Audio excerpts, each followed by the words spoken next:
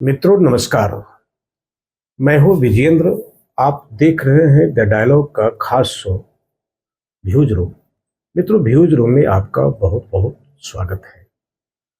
मित्रों आज views room में चर्चा करेंगे कश्मीर विधान सभा में पारित धारा 370 की वापसी का प्रस्ताव, और इस प्रस्ताव को समर्थन मिला है हिंदू धर्म के सबसे बड़े धर्मगुरु शंकराचार्य, जो अंतिम शीर्ष पर पद है हिंदू धर्म का। उन्होंने भी समर्थन किया है कि धारा 370 की वापसी होनी चाहिए। बौद्धिक जगत में खलबली मच गई। मामला क्या है? सेकुलर मुसलमान कश्मीर के लोग यह मांग कर रहे हैं कि धारा 370 को बहाल करो, यह तो समझ में आती है, लेकिन हिंदू धर्म के धर्मगुरु शंकराचार्य क्यों मांग करने लग गए हैं कि धारा 370 को वापस करो? बड़ा कंफ्यूजन हो गया। और इस कंफ्यूजन के बाद हम लोगों ने भी स्टडी करने का प्रयास किया कि आखिर अभी मुक्तेश्वरानंद ने धारा 370 को वापस करने की मांग क्यों कर रहे हैं। अभी मुक्तेश्वरानंद का साफ मामला है कि धारा 370 के कारण से जम्मू कश्मीर में रणवीर संहिता लागू थी। अब जम्मू कश्मीर में धारा 370 के कारण से रणवीर संहिता लागू थी। धारा 370 को हटाने के बाद यह संहिता समाप्त हो गई। यह हिंदुत्व के लिए ठीक नहीं है। और कंफ्यूजन हो गया कि भैया यह क्या मामला हो गया, क्या है रणवीर संहिता। हम लोग ने भी पढ़ने का प्रयास किया। मित्रों रणवीर नाम सुनते ही आपको बिहार की याद आती होगी। बिहार में रणवीर सेना तो थी, लेकिन रणवीर संहिता के बारे में कोई लोग जानते नहीं थे, या हम लोग भी नहीं जानते थे रणवीर संहिता क्या है। शंकराचार्य के बयान के बाद रणवीर संहिता को हम लोगों ने समझने पढ़ने का प्रयास किया। धारा 370 के हटाने के बाद रणवीर संहिता स्वतः समाप्त हो गई। क्या थी रणवीर संहिता? 1932 में राजा रणवीर सिंह के नाम पर एक संहिता पारित हुई थी, और वह संहिता में निश्चित रूप से बहुत सारे धाराएं थी। वह थी, उसमें से एक महत्वपूर्ण धारा थी गोहत्या को लेकर के। और उस संहिता में यह बात कही गई थी कि अगर कोई गाय को मारते हुए, गोकशी करते हुए या बीफ बेचते हुए पकड़ा जाए, उन्हें फांसी की सजा होगी। और लगभग रणवीर संहिता बड़ी ही सख्ती के साथ कश्मीर में लागू थी। इसलिए बहुत जगह गाय के नाम पर मॉब लिंचिंग और हत्या, अराजकता, केस, मुकदमे सब चलते रहे। गो तस्कर भी अन्य देशों में सक्रिय रहे, उसकी भी खबरें आप तक आती रही।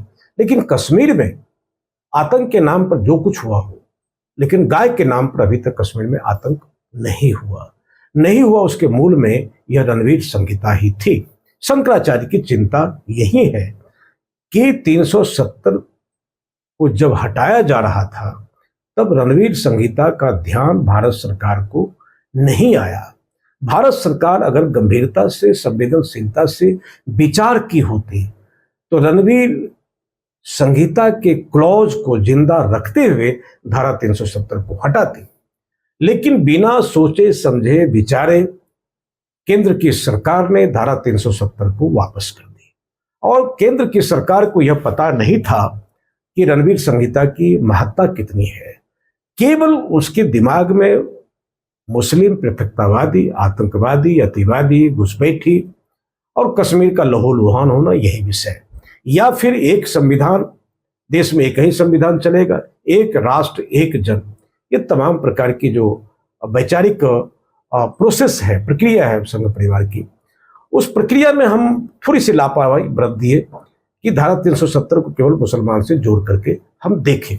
अब शंकराचार्य कह रहे हैं कि धारा 370 को वापस लाओ, क्योंकि धारा 370 जब वापस होगी तो यह जो है रणवीर संहिता भी वापस हो जाएगी। और रणवीर संहिता जब वापस होगी तो गोहत्या पर विराम लगेगा, गोकशी पर विराम लगेगा, और गाय विरोधी शक्तियों पर सख्ती से कार्रवाई हो सकेगी। इतना ही शंकराचार्य का मांग है। और शंकराचार्य ने यह भी कहा कि धारा 370 का हटना जरूरी था, लेकिन इस संहिता का बचना भी उतना ही जरूरी था। यह तो उनकी गोल मटोल बातें शंकराचार्य की हुई, उसकी मांग पर भी चर्चा जारी है। फिलहाल मित्रों, जो जम्मू कश्मीर विधानसभा में जो प्रस्ताव पारित हुआ 370 को लेकर के, उस प्रस्ताव को भी समझने की आवश्यकता है। आखिर क्या मजबूरी थी जम्मू कश्मीर के मुख्यमंत्री की कि उन्होंने प्रस्ताव पारित किया?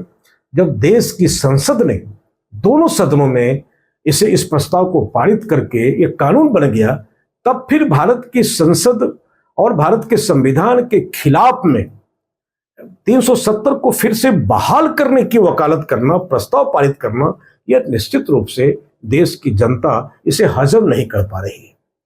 आपको पता है कि पोस्टर लेकर के विधायक सदन में आ गए थे, जिस कारण से भारतीय जनता पार्टी के लोग, विधायक जो थे सदन में, वो बेल में कूदे और चले लात मुक्का चलाने।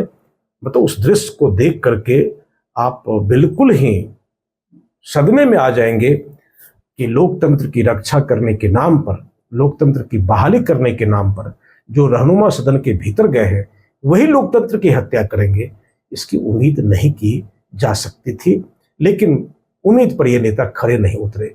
अगर लोकतंत्र सदन में सुरक्षित नहीं होगा, आप जनता से लोकतांत्रिक व्यवहार, लोकतांत्रिक मूल्यों में जीने के लिए आप सीख नहीं दे सकते हैं, उसको आप इस ट्रैक पर नहीं ला सकते, और बाहर का लोकतंत्र कभी जिंदा नहीं रह सकता है।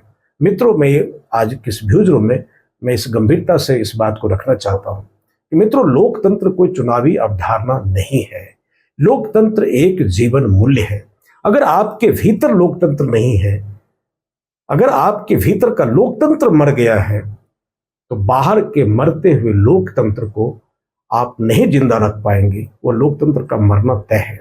जम्मू कश्मीर विधानसभा में जो घटनाएं घटी, वह लोकतंत्र को शर्मसार करने वाली घटना थी, और नेताओं के भीतर जो आतंकी आचरण मौजूद रहा, जो दिखा, इसका बड़ा बुरा संदेश कश्मीर की जनता और देश की जनता को गया है। कश्मीर के नौजवानों को कैसे आप मुख्यधारा में आप ला पाएंगे? अगर आपका ही चरित्र अतिवादी चरित्र हो, आप ही लोकतंत्र की हत्या करने के लिए आप बेचैन हो, आप ही लात घूसों की बात करने के लिए तैयार हो, तो कश्मीर की जो नई पीढ़ी के लड़के हैं वो बम ही चला देंगे तो क्या दिक्कत है? सीधे तौर पर आज भिजरू में कह रहा हूं कि ये नेता गुनाहगार है, चाहे नेशनल कॉन्फ्रेंस को, चाहे भारतीय जनता पार्टी को, चाहे कांग्रेस को हो। उनको कश्मीर की धरती पर, कश्मीर की विधानसभा में यह आदर्श प्रस्तुत करना चाहिए था कि असहमति के जो प्रश्न है, असहमति के जो सवाल है, उनको लोकतांत्रिक तरीके से रखने की संस्कृति बहाल करनी चाहिए थी, जो नहीं हो पाई। तो आज भिजरू में मैंने दो बातें कही है। एक तो शंकराचार्य का बयान, उसके मायने, और जो प्रस्ताव पारित किए गए, ये सब खेल पता है कि कानून बन गया किसी कीमत पर। अब धारा 370 इतिहास हो गई है, अब इसको भूगोल पर नहीं उतारा जा सकता है। बावजूद भी जनता को सहलाने के लिए, जनता से ठगी करने के लिए, ये नेता जो जम्मू कश्मीर विधानसभा में जो बैठे हुए नेता है, ये कश्मीर को ठग रहे हैं, कश्मीर के आम आवाम को मूर्ख समझ रहे हैं। यह जानते हुए धारा 370 की फिर से वापसी संभव नहीं है, बावजूद उन्होंने प्रस्ताव पारित किया। और देश को, देश की मुख्य धारा में भी कश्मीर शामिल हो, जम्मू के लोग शामिल हो, उसको काट करके रखने की कवायद कि हमेशा तुम ऐसी ही पृथकतावादी सोच लेकर के तुम जिंदा रहो और लड़ते भिड़ते रहो। वो मुख्य धारा में जम्मू कश्मीर को नहीं आने देने की यह कहानी है, उसी कहानी का यह एक चैप्टर है जो प्रस्ताव पारित किया गया। मित्रों, एक तो यह सवाल है, पूरे देश में 370 को लेकर के कवायद बहस तो चल ही रही है। हम फिर अगले एपिसोड में आएंगे, आप भी एक बार देखिएगा रणवीर संहिता को, धारा 370 की से कनेक्शन को, नेताओं ने क्यों पारित किया, इनकी चाल को, और शंकराचार्य के बयान को आप भी बारीकी से समझिए, और आंख बंद करके ना तो विरोध कीजिए, ना आंख बंद करके इसका समर्थन कीजिए। आप बिल्कुल आंख खोल करके अपने ज्ञान तंत्र को खुला रखिए कि धारा 370 का मतलब केवल मुसलमान नहीं है, धारा 370 का मतलब केवल आतंकवाद नहीं है। हम लोग भी यही जानते रहे, सच को सच कहने की हिम्मत रखनी चाहिए, और जो आपके हिस्से का सच है वो संपूर्ण सच नहीं है। क्योंकि कोई भी चीजें दुनिया में एब्सोल्यूट ट्रूथ नहीं है। अब तक का सत्य है, लेकिन कल अगर कोई नया सत्य आवे तो उसको स्वीकार करें और धारा 370 का आग्रही होकर के ना तो विरोध करें ना तो समर्थन करें। बने रहिए हमारे साथ में। नमस्कार। फिर कल मिलेंगे इसी वक्त में व्यूज रूम में कुछ नई बात को लेकर के, कुछ गंभीर बातों को लेकर के। नमस्कार।